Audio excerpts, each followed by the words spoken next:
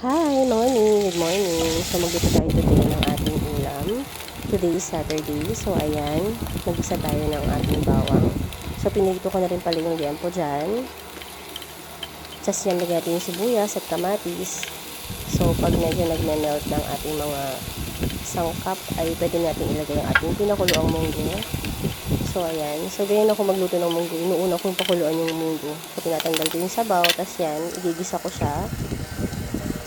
Yan. Tapos yan, nilagay ko nga pala yung aking chicharon.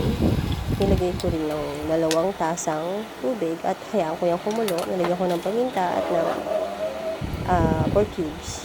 So, ayan. Nilagyan ko rin pala siya ng patis. So, tinansa ko lang muna. So, ayan, tinanggal ko nga pala yung mga bula-bula. Pero natanggalan ko na rin yung kanina. At nilagay ko na yung ating malunggay. So, ayan. Pagkulo niyan, ay luto na rin yan kasi luto naman na yung munggo niyan. So, hayaan lang natin lumambot ng konti ang ating baboy. So, luto na yan mga mi. Ito na ang ating ulam for today mga mi. Thank you for watching. Kain po tayo. Bye!